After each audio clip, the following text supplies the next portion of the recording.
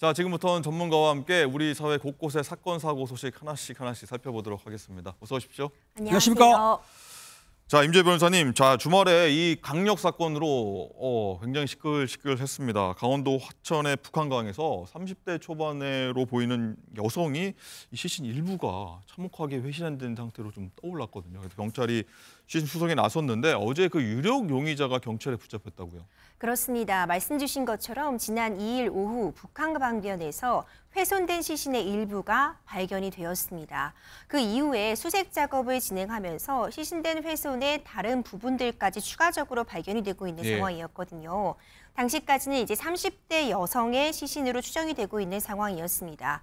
이후 대대적인 수색 작업과 함께 이제 범인을 색출하기 위한 조사가 시작이 되었고요. 당시 훼손된 시신의 일부가 담겨 있었던 그 비닐 봉투를 묶고 있었던 테이프의 지문 결과, 그리고 이제 방범 카메라 등을 분석한 결과 좀 빠르게 가해자에 대한 피해자 신원이 좀 특정되었던 것 같습니다. 그래서 오늘 오전 이른 시간에 서울에서 이제 체포가 되게 되었고요. 지금 상황으로서는 본인이 모든 일체 자백, 그러니까 범행에 대해서 지금 시인을 하고 있는 상태라고 하는데, 있습니까? 네, 지금 이동을 하면서 좀 더 조사는 필요할 것으로 보이고 범행의 동기라던가 피해자와 가해자와의 어떤 관계 이런 부분들은 추가적으로 더 확인이 필요한 상황입니다. 네, 제가 군 생활했던 곳이라서 저기도 갔던 곳이라 굉장히 저도 깜짝 놀랐는데 김임재 팀장, 이 경찰 수사가 굉장히 빠르게 진행됐습니다. 그렇습니다. 경찰에서 재빨리 수사가 시작됐는데요. 그 사체를 이제 분리를 했었습니다. 사체를 훼손을 했는데 사체를 훼손했을 때 아마 머리와 손 같은 건 찾지를 못했던 것 같아요. 네. 이유가 뭐냐면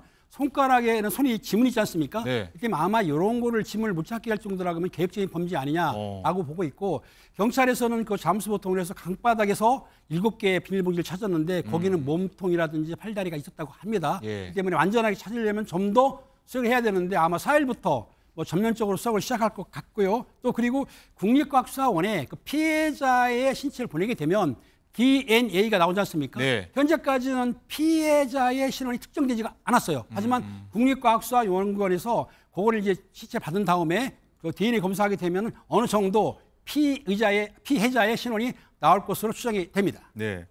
둘이 보니까 어쨌든 연인 관계였다 이런 얘기들이 좀 추정을 하고 있는데 왜 이렇게 연인을 이렇게 했을까? 각종 뭐 추정이 되는데 왜 그랬다고 보십니까? 보통 연인이라고 본다면 치정 관계로 남성들이 피해자를 살해한 수가 있습니다. 그런데 분리 살해한 건 아니고 살해한 뒤에 범행을 은폐하거나 피해자의 신원을 찾지 못하기 위해서 시체를 훼손하는 경우가 있거든요. 시체를 훼손해가지고 봉지에 담든지 가방에 넣든지 해가지고 하천이라든지 아니면 숲속에 버리는 수가 있는데 이번 같은 경우에는 이 가해자, 즉 피의자가 피해자의 사체를 훼손한 다음에 강에 버렸기 때문에 강에 버리면 요 사체가 사실은 가스가 차니까 또 오릅니다. 그래서 아마 상해에서 또 오르기 때문에 발견된 것인데 어찌됐든 치정 문제로 사건이 벌일 때는 보통 다는 아니지만 어느 정도는 사체를 훼손하는 경우가 많이 있습니다. 네, 자, 임주혜 변호사님, 일단 이 용의자가 현역 군인, 알고 보면 또 장교라고 지금 얘기가 나오고 있는 것 같은데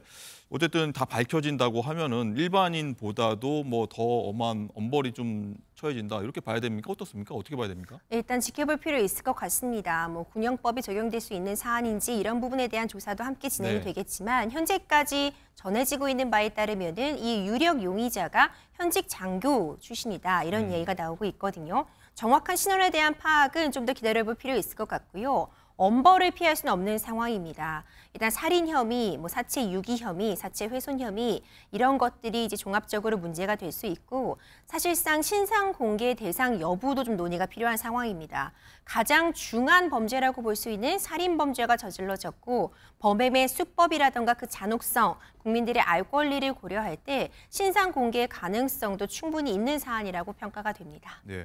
자, 임 변호사님, 지금 보니까 조금 들어온 속보인데 이 영광급 장교라고도 하고요. 뭐 대위 소위 이런 게 영광급이고 뭐 그 피해자의 전화에서 이 용의자와 통화했다는 기록도 나온다고 합니다.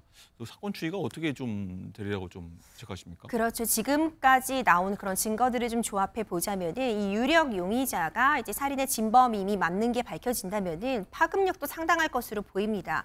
굉장히 높은 지위를 갖고 있는 그런 장교다 이런 이야기도 나오고 있고. 지금 보니까 이 시신을 포장한 테이프 일부에서 이 남성의 지문을 또 확보했다 경찰이 이런 얘기도 나옵니다. 그렇죠. 그 점 때문에 아마 좀 빠르게 용의자 검거가 가능했을 것으로 보입니다. 일단 그 전까지는 일단 이 피해자의 신원에 대한 확인도 어려운 상태였고 인근에 지금 강변이기 때문에 용의자 특정하기 쉽지 않았을 텐데 아마도 그 비닐 포장 테이프에 묻었던 이 지문이 결정적인 역할 했을 수 있을 것 같고요. 네. 일단 추가적인 조사의 결과 지켜볼 필요가 있겠지만 만약 어떤 동기에 의한 그리고 그 동기가 가중 처벌될 만한 요소가 있는 그런 동기였는지 이런 부분까지 종합적인 검토를 통해서 엄벌을 피할 수 없는 상황입니다. 그렇군요.